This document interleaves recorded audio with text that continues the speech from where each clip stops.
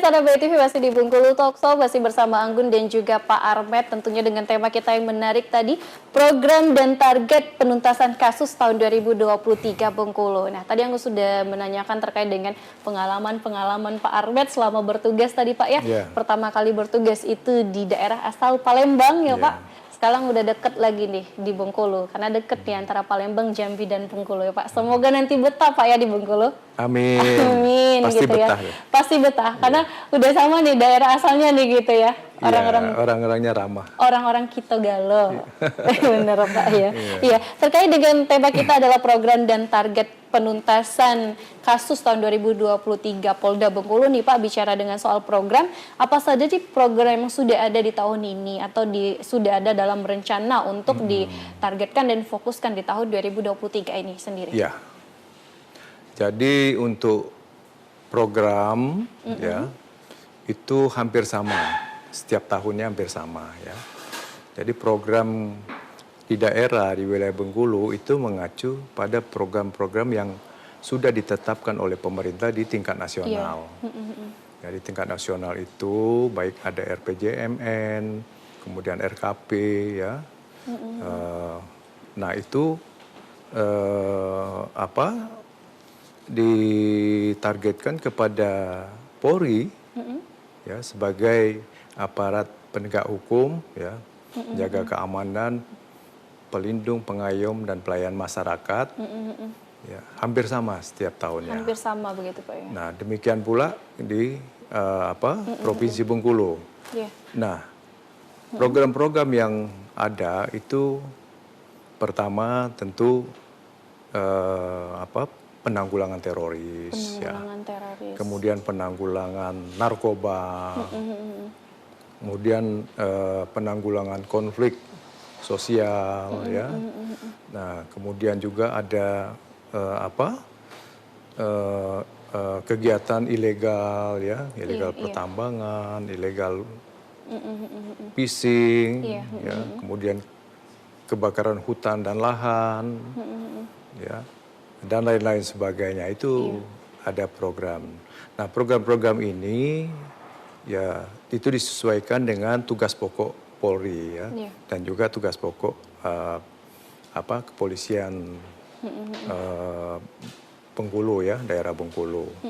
Nah, itu kan dari tugas pokok kita itu kan sudah ditetapkan. Yang pertama, memelihara keamanan ketertiban masyarakat, ya, mewujudkan situasi Kamtibmas yang mantap di daerah ya. Itu yang pertama. Kemudian yang kedua, kita ada program di bidang penegakan hukum, ya seperti yang saya sebutkan. Kemudian yang ketiga, ada program dalam rangka pelayanan, perlindungan dan pengayoman terhadap masyarakat. Nah, program di bidang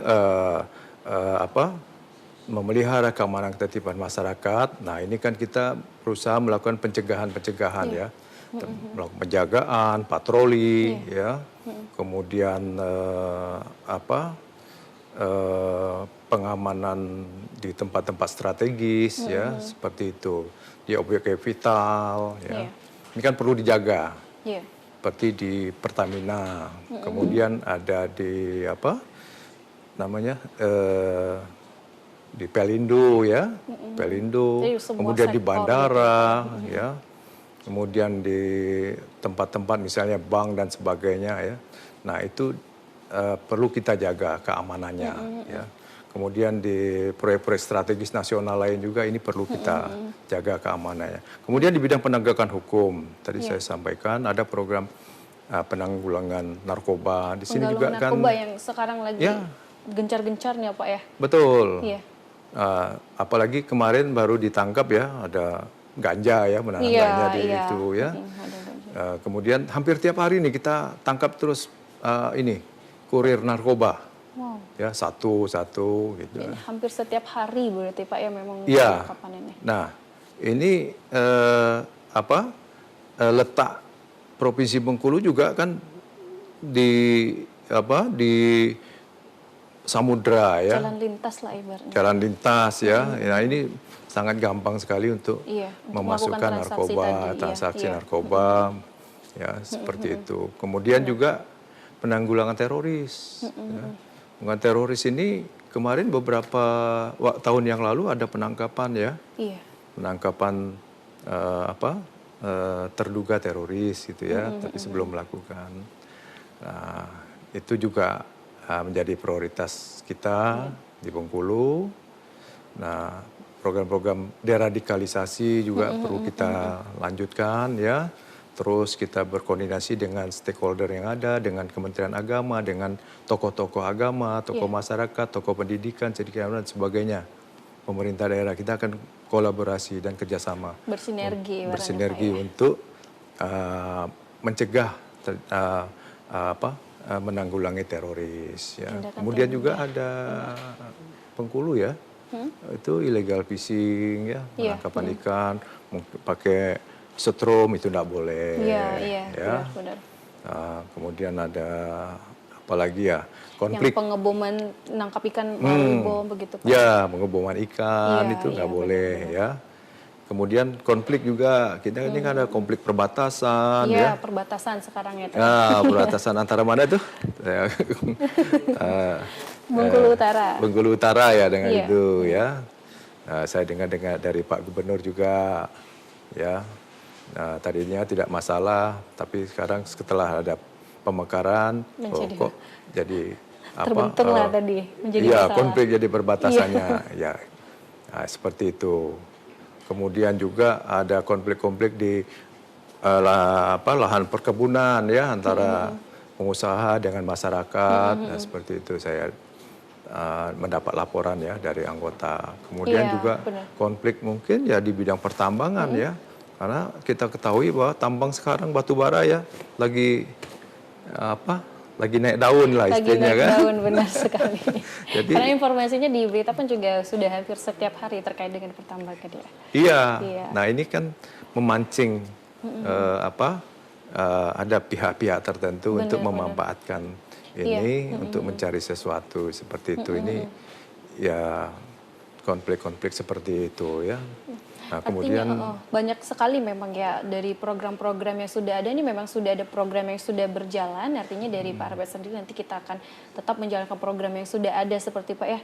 Jadi prioritasnya salah satunya narkoba, teroris tadi Pak ya, dan salah satu sini lagi di Barak nih terkait dengan penambangan tadi, batu bara tadi. Penambangan emas, tambang ilegal ya kan seperti itu.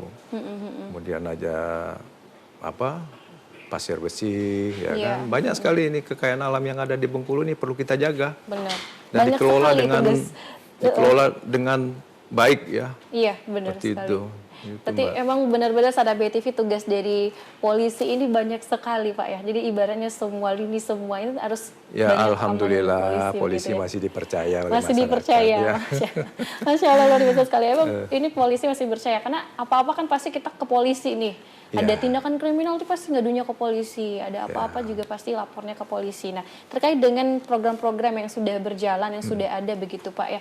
Salah satu tindakan dari Bapak sendiri sebagai Kapolda kita gitu Pak, bagaimana sih nantinya mensosialisasikan agar tidak terjadi tindakan atau meminimalisir tindakan kriminal, aksi-aksi kriminal ke depannya seperti apa rencananya yang Pak Armet mau terapkan di sini begitu. Ya.